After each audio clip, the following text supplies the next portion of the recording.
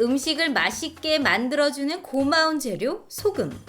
너무 적게 먹어도 문제지만 지나치게 많이 먹어도 독이 될 수 있다. 한국인의 하루 평균 나트륨 섭취량은 3,289mg으로 WHO 공고 기준인 2,000mg의 1.6배나 되는데, 문제는 나트륨 과다 섭취가 고혈압과 심부전, 뇌졸중, 만성 콩팥병, 위암 등 만병의 근원이라는 것. 건강 A to G, 이번 시간에는 인생은 짭짤하게 살아야 하지만 음식은 싱겁게 먹어야 하는 이유에 대해 쏙쏙들이 알아본다. 네, 한국인의 식탁에 자주 올라가는 음식들을 보게 되면 김치라든가 젓갈, 국찌개 등 짠 음식들이 대부분입니다. 그렇다 보니까 성인 일일 나트륨 섭취량이 WHO 권고 기준을 훨씬 뛰어넘는다고 합니다. 네, 문제는 나트륨을 과다하게 섭취할 때 여러 가지 문제가 나타난다는 건데요. 네. 건강 A to G, 오늘은 싱겁게 먹고 짭짤하게 살자라는 주제로 이야기 나눠보도록 하겠습니다. 네. 오늘 도움 말씀 주실 분 나와주셨는데요. 네. 신장내과 전문의 박종원 교수께서 나오셨습니다. 네, 안녕하세요. 네, 안녕하십니까. 우리가 흔히 이제 전날 밤에 라면을 먹고 자면은 아침에 일어날 때 얼굴이 띵띵 붓는다 이런 얘기들을 많이 합니다. 네. 그래서 저도 이제 아침에 이렇게 어. 새벽에 뭐 방송이 있거나 하면은 야식을 삼가게 되는데, 이 야식을 먹고 다음 날 얼굴이나 몸이 붓는 것은 이 생리적인 현상이지만 이게 심하다면은 어떤 질환을 의심해 볼 필요가 있다면서요? 네, 먼저 외래에서 흔히 볼 수 있는 사례를 통해서 한번 알아보겠습니다.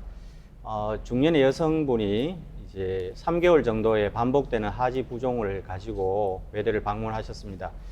수개월 전부터 호전되고 악화되고 하는 것을 반복하다 하였는데, 주로 아침에는 안면이 붓고 또 저녁이 되면 다리가 붓는 이런 증상으로 오셨습니다. 체중은 대개 2kg를 넘지 않는 범위에서 변화가 있었고, 좋아하는 음식을 여쭤봤더니 치킨, 라면, 짬뽕 등이 있었습니다. 술도 일주일에 한 2번 정도 이렇게 드신다고 합니다. 진찰을 해보니까 양측 하지에 함몰 부종이 원 파지티브 정도로 있었습니다. 하지의 함몰 부종 원 파지티브라는 것은 이렇게 하지를 손가락으로 이렇게 눌렀을 때 약 2mm 정도가 이렇게 눌려지고, 손가락을 떼면 바로 피부가 살이 차오르지 않고 지연될 때 우리가 원 파지티브라 이렇게 얘기합니다. 이것은 약간의 하지 부종이 있다 하는 것을 시사합니다. 그래서 이제 환자분한테 약물로 인해서 부종이 생길 수 있는 경우가 있기 때문에 몇 가지 사례들을 한번 이렇게 점검을 하고 나서 우리가 기초적인 검사를 하게 됩니다. 부종이 생길 수 있는 빈혈이나 간 질환이나 또 심장 질환 또는 콩팥 질환이 있는지, 또 갑상선 호르몬의 이상은 없는지, 또 심장 질환에 대해서 심전도라든지 흉부 엑스레이 등을 검사하게 되고, 하지 정맥류에 의해서 하지가 붓는 경우도 있기 때문에 도플러 검사를 하기도 합니다. 이런 검사를 통해서 특별한 이상이 없는데도 불구하고 부종이 있을 때 우리가 특발성 부종, 즉 원인 미상의 부종이 있다 이렇게 얘기합니다. 주된 증상으로는 이분처럼 폐경기 전후의 여성이 아침에 자고 나면 얼굴이 붓고 또 오후 되면서 발이 붓는 그런 경우로서 부종을 일으킬 수 있는 주요 질환은 없으면서 두통이나 소화불량 또는 정서불안, 우울증, 또 불면증 등을 동반하기도 합니다. 우선되는 치료로는 저염 시기가 가장 중요한데요. 특히 야식이나 과식을 피하는 것을 권하고, 필요시 치료용 압박 스타킹 착용을 권하기도 합니다.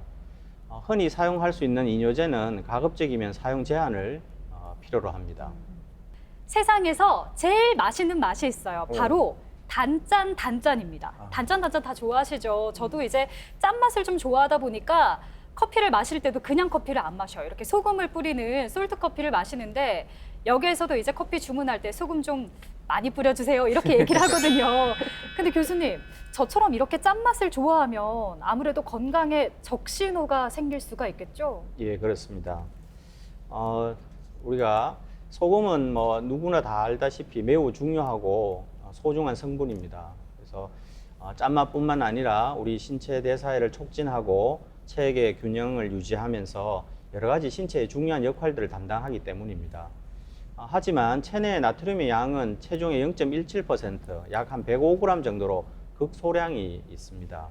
그래서 소금의 섭취가 부족해도 문제가 되지만 과도하게 지나치게 많은 섭취를 하게 되면 심장병의 위험도가 증가하는 것으로 되어 있습니다. 소금의 과다 섭취는 혈압의 상승 또는 혈관의 손상 또는 호르몬이나 염증의 경로를 통해서 심장과 또 뇌 손상, 신장의 손상을 미칩니다. 또한 장내 세균의 변화 또는 위점막의 손상을 통해서 헬리코박터 감염이 증가하게 되고, 이 과도한 섭취를 배설하기 위해서 과도한 염분을 배설할 때 소변에 칼슘도 같이 배설되기 때문에 뼈의 밀도의 감소라든지 신결석이 증가하는 측면도 있습니다. 또한 소금을 많이 섭취하게 되면 갈증이 유발되어서 수분 섭취를 하게 되고, 특히 탄산음료 섭취를 많이 하게 되면 이로 인해서 비만이라든지 성인병에 문제가 생기게 되겠습니다. 이런 여러 가지 결과적인 복합으로 인해서 성인병의 대부분인 심장질환, 뇌혈관 질환, 또는 콩팥 질환 뿐만 아니라 위암, 골밀도의 감소, 신결석, 비만 등의 문제가 생겨서 전 지구적으로는 연간 300만 명의 인명 손실이 초래하기도 한다 합니다. 소금 과다 섭취는 우리나라에서 고혈압, 흡연, 음주, 신체 활동의 부족, 과일 섭취 부족에 이어서 6번째로 위험한 사망 위험 요인으로 되어 있습니다. 19년도에 사망했는 질환들을 보면 암을 제외하면 심장질환이라든지 뇌혈관 질환이라든지 고혈압상 질환이 많은 것을 볼 수 있습니다. 우리나라에서 연령대별로 나트륨 과잉 섭취 분율이 어느 정도 되는지를 보고했는 연구가 있습니다. 전 연령층에서 권장량의 60% 이상을 초과하고 있고 30, 40대는 80%까지 초과하고 있는 상황을 알 수 있습니다. 소금은 매우 중요하지만 too much salt, 그리고 하루에 5g 이상의 과도한 소금은 건강에 빨간불을 켜게 마련입니다.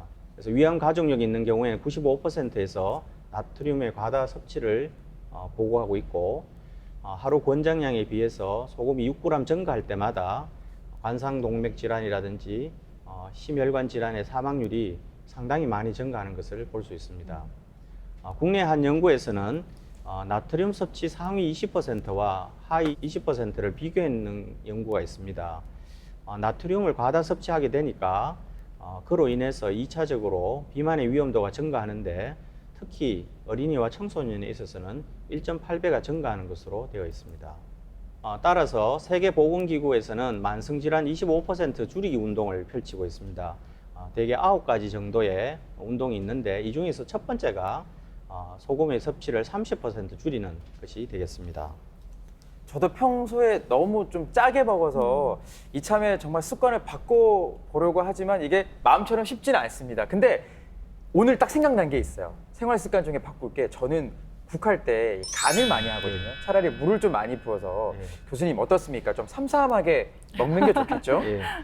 저도 이제 부종 환자들을 외래에서 많이 보면서 이렇게 싱겁게 먹어라 이렇게 주문을 하면 다들 싱겁게 먹는다 합니다. 그런데 계속 부어오니까 왜 그런지 이렇게 다시 한번 물어보면 선생님이 말씀하신 것처럼 물을 태워서 해서 먹는 걸 싱겁게 먹는 걸로 오해하는 경우가 있습니다.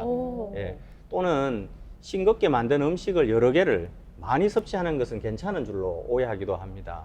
또한 가족들 중에 다른 사람보다 자신이 싱겁게 먹는 것 때문에 자기는 문제 없다고 이렇게 오해하기도 하고, 좋은 소금을 먹기 때문에 또 이런 소금들에 대해서 너무 과신하는 경향도 있습니다. WHO에서 일일 소금 섭취량을 5g, 나트륨으로는 2g을 추천하고 있습니다. 이런 차이는 소금을 구성하고 있는 NaCl이 소금 2에 염소 3으로 구성되어 있기 때문에 이런 비율의 차이가 존재합니다. 우리나라에서 나트륨 섭취량을 이렇게 몇 년 동안 조사해 보니까 과거 몇 년 동안 많이 줄어들고 있는 상황을 볼 수 있습니다. 하지만 아직도 WHO 공고량의 2배 이상을 먹고 있는 상황입니다. 나트륨을 섭취하는 데 있어서 자연식품을 통한 섭취는 10% 정도밖에 안 됩니다. 30%는 조리하는 과정에서 소금이나 된장, 간장, 고추장들의 양념을 통해서 흡수하게 되고, 또 식품 가공 공정에서 절반 이상의 소금을 섭취하고 있는 것이 현재 상황입니다. 그 이유는 식품 가공 공정에 필요한 여러 가지 보존제라든지 감미료, 식품 첨가제에 기본적으로 나트륨이 포함되어 있기 때문에 그렇습니다. 이러한 나트륨을 많이 섭취하게 되면 우리는 대부분 소변을 통해서 배설을 합니다.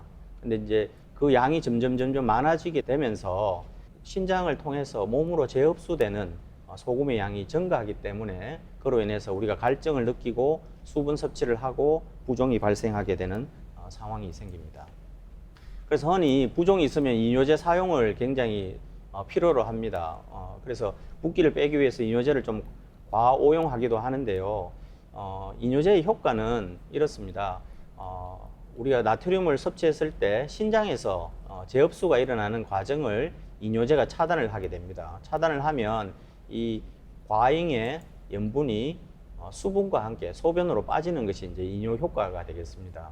그래서 이런 수분이 이렇게 배설이 되면 상대적으로 혈관 안에 탈수 현상이 생기면서 부종이 혈관 안으로 흡수되는 상황을 유도하게 됩니다. 그래서 이제 부종이 빠지는 것으로 보입니다. 하지만 소변으로 빠지는 그 수분의 양이 부종이 혈관 안으로 이동하는 양만큼 보다 더 많아질 때, 특히 부종이 혈관 안으로 적게 흡수가 되면 상대적으로 몸은 탈수를 느끼게 됩니다. 그래서 어지럼증이라든지 기립성 저혈압이라든지 또는 신손상이 생길 수가 있습니다. 또한 이뇨제 사용으로 통해서 우리 몸이 탈수가 일어나면 알도스테론이라는 호르몬이 분비가 돼서 소변을 농축하게 됩니다. 그로 인해서 오히려 부종이 악화되는 현상도 있기 때문에 이뇨제의 사용을 주의할 필요가 있겠습니다.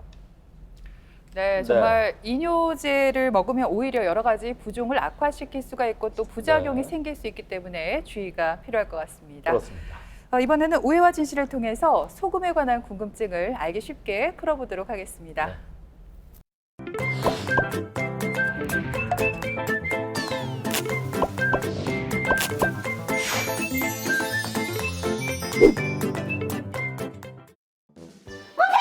뭐 깜짝이야 뭐고?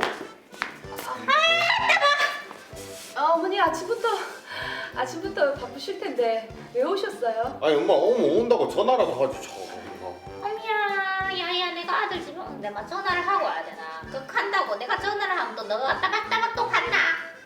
그냥 왔지 뭐. 아니 그래도 날 더운데 전화했으면은 그 터미널까지라도 데리러 갔을까 이가. 나 날씨도 더운데 우리 아들 고생하게 말라고 그냥 내 혼자 고생해갖고 땀만 삐질삐질 흘리면서 이래 오면 되지 뭐. 그나저나 더워 죽겠다 하더니 뭘 앉아있나? 갖고 가 시원한 물 좀 갖고 오나? 아 네 여기 있어요. 아들 먹던 거 아이가 좀 갖고 오나? 얘가 이실이다가 안 먹겠다고 해서 안 그래도 이걸 처치 곤란이었어요. 내가? 네. 그렇단다 엄마. 아까 이실을 니 왜 차갑게 해요 너? 적당히 해와야 될까 이가? 예. 어머니 근데 아침부터 저희 집엔 웬일이세요? 연락도 없이 교양 없이. 내 아들이 전화도 없고 그렇다고 엄마가 백신을 맞았는지 안 맞았는지 궁금하지도 않나 해갖고 내 요래 사무장이 와봤다 아이가. 얼마 전에 백신 접종하고 혼자 있기 무섭다 해가지고 내려갔다 왔잖아. 뭐 반온지 얼마 안 돼놓고 가는 참. 캔네 맞다 캔네. 근데 니는 엄마가 개하는지 안 개하는지 맨날 하루에도 두세 번씩 전화해봐야 되는가 아이가? 아무튼 난 주사 맞았고 해갖고 사무장이 요래 안 나와봤지. 어머니! 와. 어머니 안 돼요. 집에만 콕 들어박혀 있어요. 절대로 집 밖으로 나오시면 안 되죠. 물론 예방 효과가 80% 이상 된다는 거는 사실이지만 그래도 2차 접종도 아직 하지 않으셨고 그리고 집단 면역이 생기기 전까지는 거리두기를 하셔야죠. 절대로 돌아다니십시오. 특히 아들 집 근처에 있는 어르신도 하지 말으셔야 돼요. 아따야 그런 법이 있나? 네. 그래? 네, 그럼 안 좋대요. 아무튼 난 백신 맞아갖고 막 편하게 다닐 수 있다 생각했는데 맞는지 모르겠네. 아니 엄마 그리고 저거 뭔데 저거? 잠깐. 기능성 소금이라 하나. 기능성 소금도 막 소금? 가리 먹어야 된다 하나. 기능성 소금을 먹으면은 몸에 덜 해롭단다. 알지? 해로운 게 하나도 없단다. 그 우리 귀한 아들 저것 좀 먹으라고 내가 무거운데 막 갖고 왔다 이거. 엄마 또 어디 가가 약장수한테 또 걸려가지고 잘못 사는 거 아이가 저거 또. 내가 알아보고 김영감도 얘기해주고 박영감도 얘기해주고 이영감도 얘기해주고 다 얘기해줘갖고 내가 기능성 소금내 우리 아들 생각나갖고 이래 무겁게 갖고 왔는데 어떻게 말을 그렇게 하나? 아 어머니 기능성 소금도 소금이죠. 똑같은 소금이잖아요. 몸에 해로운 거는 매우 마찬가지. 아따마 천지 니 몰라서 하는 기다. 기능성 소금은 말이다 약보다 더 좋은 기다 알겠나? 하루에 쪼매씩 조금씩 먹어봐라 몸이 확 달라질 기다. 아유 그래 엄마 말이 진리다 진리. 아유 참. 아이라니까 김영감이 그렇게 했어 이영감이 그렇게 했어 이 소금을 먹으니까 봐 아침에 일어나는 것도 다르고 몸을 뭐 붓는 것도 다르고 확 다르다 하라. 아이고 예 알겠습니다. 그러니까 니는 앞으로 기능성 소금을 먹으라. 아무 그런 그냥 흔해 빠진 그런 소금 말고 기능성 소금을 먹으라 이 말이다. 아이고 알았다. 아이고 참. 오해와 네. 진실 첫 번째 질문 드리겠습니다. 네. 기능성 소금은 일반 소금보다 몸에 덜 해롭다. 이런 생각들을 많이들 하시더라고요. 과연 네. 정답은 O일까요, X일까요? 어때요? 제 생각이요. 정답은 O, 덜 해롭다입니다. 기능성 소금은 곧 저나트륨 소금이잖아요. 그래서인지 왜 일반 소금보다 가격도 좀 더 비싸고요.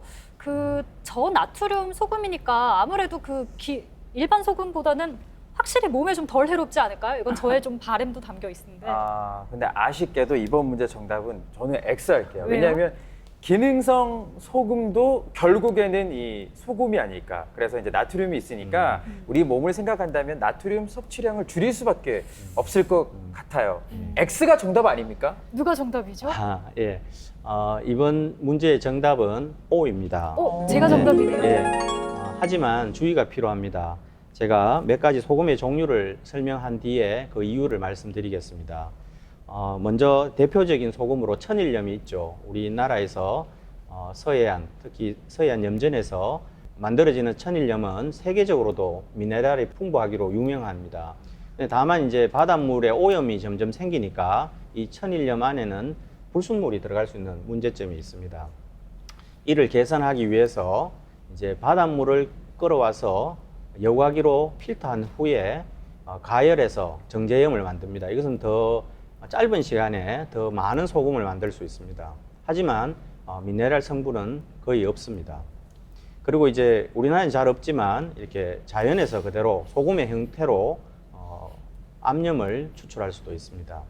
그 다음에 이제 제제염이 있죠. 제제염은 천일염이나 또는 정제염이나 암염을 다시 녹여서 다시 가열해서 소금을 만들어냅니다. 이때 소금의 결정체가 아주 꽃처럼 예쁘기 때문에 우리가 흔히 꽃소금이라고 이렇게 얘기합니다. 그리고 이제 구운 소금이 있습니다. 천일염이나 암염을 대나무 통에 넣고 9번 고열로 이렇게 가열해서 마지막에는 송진가루를 뿌려서 보랏빛이 나는 아주 예쁜 자주겸을 이렇게 만들기도 합니다. 최근에는 이제 기능성 소금을 시장에서 많이 만날 수 있습니다. 앞에서 말씀하신 것처럼 염화나트륨 대신에 염화칼륨을 사용했기 때문에 나트륨의 함량이 40% 정도 줄어들어 있습니다. 그래서 소금을 적게 섭취하는 측면에서 몸에 좋은 소금이다 하겠습니다. 하지만 염화나트륨 대신에 염화칼륨이 들어가 있기 때문에 신장 질환이 있거나 혈중의 칼륨 수치가 높은 환자에게서는 주의가 필요하다 하겠습니다. 결론적으로 만드는 방식에 따라서 소금의 장점과 단점이 있습니다. 또 건강한 소금이라고 만들어져 있는 여러 가지 제품들이 있는데 결국은 80% 이상이 염화나트륨으로 구성되어 있는 소금입니다. 그래서 건강 소금도 결국 소금이다 하겠습니다. 네. 그러니까 다시 한번 강조를 해드리면 건강 소금도 결국엔 소금이기 때문에 과잉 섭취를 좀 조심할 필요가 있겠습니다. 네. 자, 그럼 계속해서 오해와 진실을 통해서 짠 음식에 대한 궁금증을 속 시원히 해결해 보겠습니다. 왜? 말해봐라. 엄마? 와 엄마 그래갖고 집에는 언제 가려고? 엄마 농사 안 바쁘나? 이어서 일하고 있을 시간 있는 거가 지금? 마라카는 지금 노감기라 갖고 한가해 죽겠구만. 내가 안 바쁘다. 그런가? 어머니 김영감님, 그 멋진 그 멋진 신사 김영감님 안 만나세요? 맞다. 기념감이랑 내랑 만나기로 했는데 아까 까먹었다. 한번 물어봐야겠다. 아 네. 카톡 똑똑을 한번 해볼까? 왜? 김영감이 어. 보고 싶다. 빨리 가셔야 되겠다. 어떡해. 일단 좀 있어보지. 어? 아이 가야겠다. 안 되겠다. 이러고 있을 시간이 없다. 내 쪽 가야겠다. 아니 잠깐만 그 엄마 그러면 가기 전에 온 김에 저 김치 좀 해줘. 잠깐만. 아니 왜? 모기가. 아니 엄마가 해주는 김치 맛있잖아. 우리 아들 엄마가 해준 김치 다 먹었어. 다 먹지. 내 김치 얼마나 좋아하는지 알잖아. 김치 엄마가 해준 김치에서 밥을 못 먹어요. 엄마가 해준 김치로 김치찌개 끓여 먹지. 김치찜 혹시 김치볶음밥 먹지. 뭐그 김치 들어간 음식 다 해먹는데 뭐. 어머 자기야. 왜? 어머 자기는 진짜 큰일 날 소리를 하고 있네. 뭐가? 고혈압 있는 사람이 김치 그렇게 많이 먹으면 안 된다. 자기같이 혈압이 높은 사람이 김치, 장아찌, 젓갈 뭐 이런 찌개 국물 이런 거 있잖아. 이런 거 많이 먹으면 큰일 난다고요. 아따마 자는 큰일 날 소리 하고 앉아있네. 니 김치가 끓여 주는 거 모르나? 그렇지. 유산균이 많아. 유산균 발효식품 아이가. 그렇지. 김치는 먹기만 하면 많이 줘야 돼. 알겠나? 그렇지. 엄마 이 사람은 김치 안 먹는다. 천지도 안 먹는다. 먹어도 맨날 방금한 거 있잖아. 그런 거 새김치만 먹지. 뭐 김치는 반찬이 아니라 카드나 뭐라 카드나. 자가 한국 사람이 아니깝다. 어째 김치를 안 좋아할 수가 있나? 어머니. 와, 김치 많이 먹으면 고혈압 걸린다니까요. 네. 혈압 높아요 이 사람. 천지 혈압 높아지는 소리 하고 앉아있네. 니는 김치랑 사람은 모르나? 김치도 익으면 맛있고 사람도 익어야 맛있는 길 알겠나? 그렇지. 천지를 모르고 척하고 앉아있다. 그까이 김치를 안 먹지. 그래 그러고 있지 말고 엄마랑 저 재료 좀 사가지고 온나 빨리. 니와 내 시키는데. 시작하라고. 아니. 아니 엄마가 가야 재료를 보고 배추를 고르고 할까 아이가. 아니, 어머니 저는 김치 안 먹어요. 오랜만에 아들이랑 둘이 뭐 김치 담글러 한번 갔다 오시든지 그렇게 하세요. 아들이랑 둘이. 네, 데이트 너무 좋다. 엄마와 아들. 나는 등심만까지 힘이 없어. 간만에 우리 아들이랑 데이트 하는 기가. 자기야, 저기야 갔다 와라. 오랜만에 엄마하고 데이트하고 뭐 좋지 뭐 그래. 그카고 엄마가 좋아하는 떡볶이도 사주나. 떡볶이. 엄마가 좋아하는 떡볶이. 아. 떡볶이만 사주면 뭐 순대도 사줄게. 아우 잘됐다. 두 분이 데이트도 하고 천천히 갔다 왔나? 오지 말고 뭐 집으로 바로 시댁으로 바로 내려가도 되고 좋네. 아니지. 다이렉트로. 김치를 하려면 자기가 있어야지. 자기가 김장하는 그 핵심 멤버 아이가. 버무리야지. 버무려야지. 아들. 응? 카드 챙기라. 가자. 알겠다. 가자. 가자.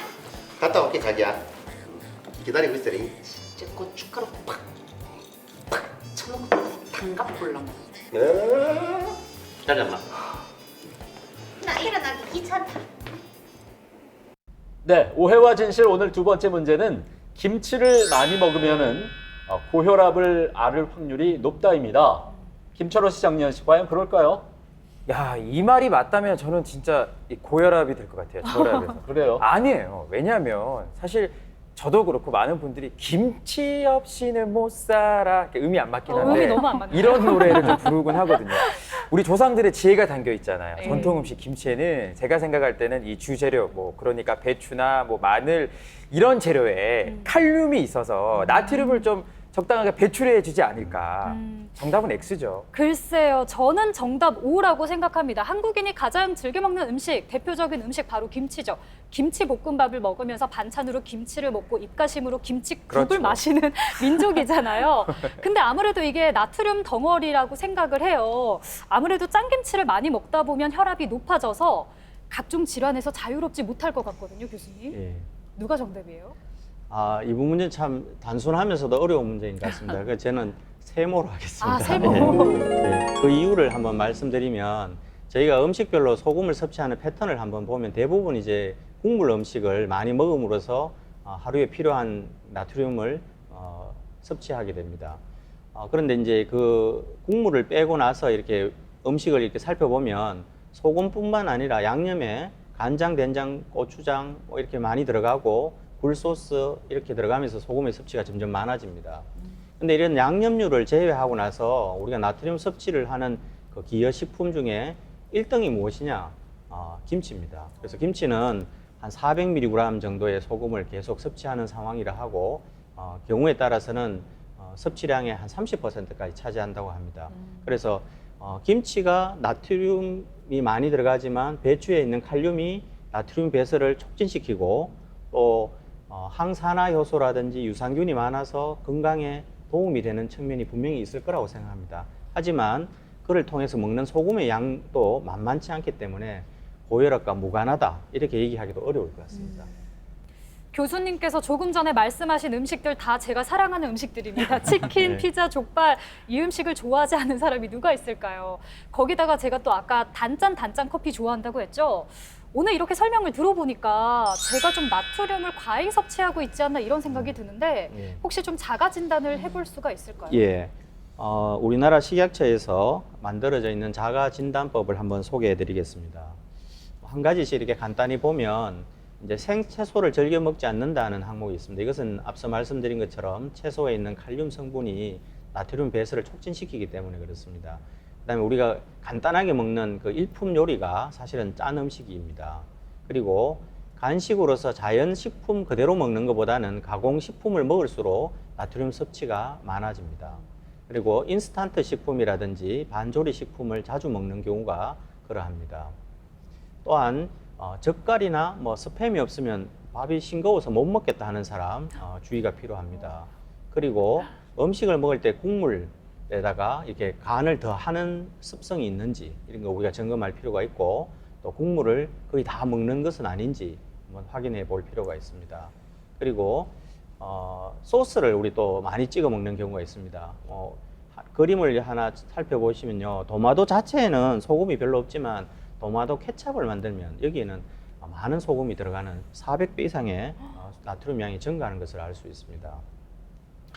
그리고 야식 또 외식 이런 것들이 짠 음식이 되겠고 또한 장아찌라든지 단무지, 피클 등을 즐겨 먹는 경우가 여기에 해당되겠습니다.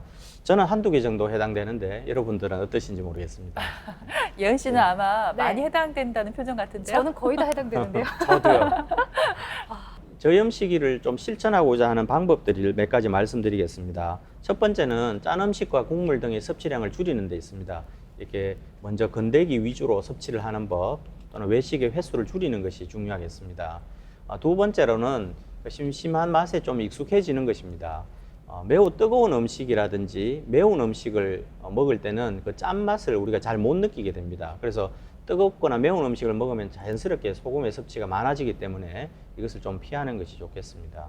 그리고 가정에서나 식당에서 음식을 요청할 때 싱겁게 해달라고 요청하고 또 마른 멸치나 새우나 다시마 육수와 같이 소금을 대신할 수 있는 간을 사용하는 것이 좋겠습니다.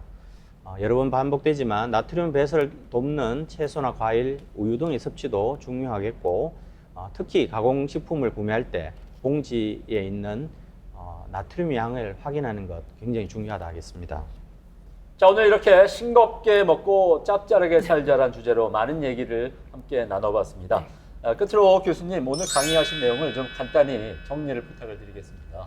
예, 소금이 중요한 것은 뭐 말할 필요가 없습니다. 하지만 이러한 소금을 과도하게 섭취했을 때 건강에 위험한 부분에 대해서 저희가 살펴보았습니다. 따라서 저염 시기를 실천하기 위한 5가지 방법을 이용해서 우리의 소금 섭취량을 30% 줄이는 것이 건강하게 오래 살 수 있는 방법이라고 생각합니다. 네, 우리 모두가 소금 섭취량을 줄여야 한다는 건 잘 알고 있지만 말처럼 또 쉽지 않은 것도 사실입니다. 하지만 이 나트륨의 과다 섭취가 만병의 근원이 될 수 있는 만큼 사소한 것부터 하나하나 실천해 나가는 게 중요하겠습니다. 네, 국을 드실 때는 건더기 위주로 드시고요. 또 네. 나트륨 배출을 도울 수 있도록 과일이나 채소 많이 드시고 무엇보다 좀 싱겁게 먹도록 노력해 주시기 바랍니다. 네. 지금까지 이 시간 도움 말씀에 심장내과 전문의 박종원 교수께서 수고해 주셨습니다. 네. 오늘 고맙습니다. 고맙습니다.